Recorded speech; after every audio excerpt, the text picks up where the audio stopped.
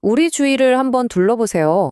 왜 어떤 사람은 평탄한 길을 가고 또 어떤 사람은 정말 험난한 길을 걸을까요? 누구는 늘 행복해 보이는데 누구는 불행에 허덕이고 우리 삶은 왜 이렇게 다를까요? 혹시 우리의 운명이 마치 누군가 미리 그려놓은 설계도처럼 이미 다 정해져 있는 걸까요? 사실 이 질문, 지금 우리만 하는 고민이 아니에요. 무려 2500년 전에도 수바라는 한 젊은이가 똑같은 궁금증을 안고 붓다를 찾아갔다고 합니다. 그리고 이렇게 물었죠. 대체 무슨 이유로, 무슨 원인으로 사람들 사이에 이런 차이가 생기는 겁니까? 그렇죠. 그 젊은이의 눈에 비친 세상도 정말 불공평해 보였을 거예요. 왜 누구는 일찍 세상을 떠나고 누구는 오래도록 살까요? 왜 누구는 평생 병을 달고 살고 누구는 건강할까요? 외모, 힘, 재산, 가문, 심지어 지혜까지. 어째서 인간의 삶은 이렇게 저열함과 뛰어남으로 나뉘는 걸까요? 수바의 이 날카로운 질문에 붓다는 아주 간결하지만 정말 깊은 의미가 담긴 한 문장으로 답했습니다. 바로 이 팔레어 문장인데요. 그 뜻을 풀어보면 이렇습니다. 젊은이여, 모든 존재는 자신의 행동을 소유하고 그 행동을 상속받으며 그 행동에서 태어난다. 행동이 바로 그들의 친족이자 의지처이다. 이 짧은 문장 안에 우리 운명의 비밀이 전부 담겨 있습니다. 자, 이게 무슨 뜻인지 한번 자세히 들여다볼까요? 이 문장의 핵심 키워드는 바로 캄마입니다. 우리가 흔히 업이라고 부르는 거죠. 업이란 건 간단히 말해서 우리의 모든 의도적인 행동을 뜻합니다. 붓다의 말은 이거예요. 모든 존재는 자기 행동의 주인이고 그 행동이 낳은 결과를 고스란히 물려받는 상속자라는 겁니다. 결국 우리의 삶은 다른 누구도 아닌 바로 나 자신의 행동이 만들어낸다는 거죠. 자, 그럼 이제부터가 진짜 중요합니다. 구체적으로 어떤 행동이 어떤 결과를 만들어내는 걸까요? 붓다는 우리 삶의 모습을 결정짓는 7가지 중요한 갈림길을 보여줍니다. 이 갈림길에서 우리가 어떤 선택을 하느냐에 따라 우리의 미래가 완전히 달라진다고 설명하거든요. 첫 번째 갈림길은 바로 생명입니다. 우리의 수명이 왜 다른지에 대한 답이 바로 여기에 있습니다. 아주 명확하죠?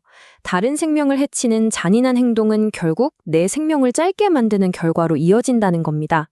반대로 모든 생명을 소중히 여기고 자비심을 갖는 행동은 긴 수명, 즉 장수라는 선물로 돌아온다고 해요.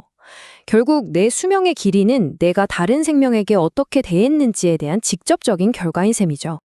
자, 두 번째 갈림길은 우리의 건강에 관한 것입니다. 왜 어떤 사람은 늘 아프고 또 어떤 사람은 건강할까요? 이것도 마찬가지예요.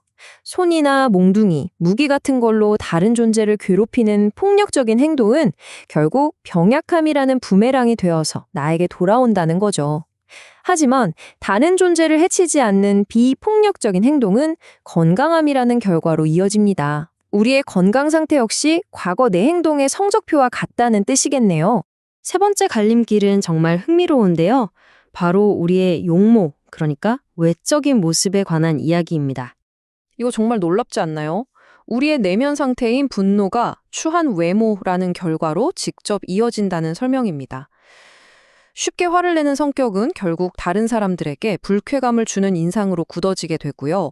반대로 어떤 상황에서도 인내하고 평온한 마음을 유지하는 건 자연스럽게 호감을 주는 편안한 용모로 드러난다고 합니다. 네 번째 갈림길은 우리가 사회 속에서 갖는 힘, 바로 영향력에 대한 것입니다. 한번 생각해 보세요. 다른 사람이 잘 되는 걸 보고 질투하고 시기하는 마음을 가진 사람, 누가 그런 사람 말을 귀담아 듣겠어요? 당연히 영향력이 약해지겠죠.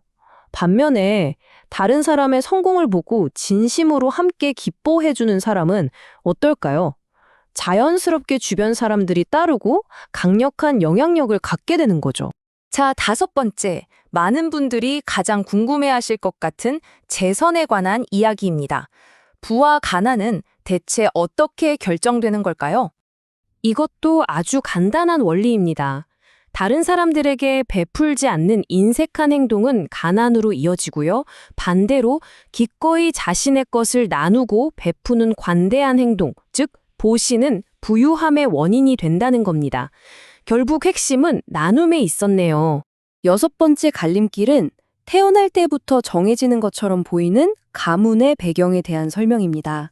이 가르침에서는 사회적 지위조차도 행동의 결과로 봅니다. 마땅히 존경해야 할 사람에게 오만하고 무례하게 구는 행동은 비천한 가문에 태어나는 원인이 되고요. 반대로 존경할 사람을 존경하고 늘 겸손하게 행동하는 것은 고귀한 가문에 태어나는 결과로 이어진다고 설명합니다. 자, 드디어 마지막 7번째 갈림길입니다. 어쩌면 가장 궁극적인 차이, 바로 지혜에 관한 것입니다. 지혜로운 사람을 찾아가서 무엇이 유익하고 무엇이 해로운가요? 어떻게 해야 행복해질 수 있나요? 이런 질문을 던지지 않고 배우려 하지 않는 태도는 어리석음으로 이어진다는 겁니다. 하지만 끊임없이 질문하고 배우려는 자세, 무엇이 선하고 유익한 길인지를 탐구하는 그 행동 자체가 바로 위대한 지혜를 낳는 원인이 되는 거죠. 자, 이 7가지 갈림길을 쭉 살펴보니 어떠세요? 하나의 분명한 결론에 도달하게 되죠. 우리의 운명은 외부의 어떤 힘이나 정해진 숙명이 아니라 바로 우리 자신의 행동에 의해 결정된다는 사실입니다. 어제의 내 행동이 지금의 나를 만들었고 지금 나의 행동이 내일의 나를 만들어가고 있는 겁니다.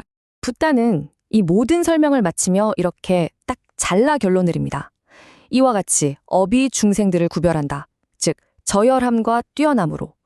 결국 우리 삶의 모든 차이를 만들어내는 건 다른 무엇도 아닌 우리 자신의 행동, 바로 업이었습니다. 이 고대의 지혜는 지금 우리에게 정말 강력한 메시지를 던지고 있습니다. 당신의 삶은 정해진 설계도가 아닙니다. 당신이 바로 당신 운명의 설계자입니다. 만약 오늘 당신의 생각과 말, 그리고 행동 하나하나가 당신의 미래를 짓는 벽돌이라면 당신은 지금 이 순간 어떤 선택을 하시겠습니까?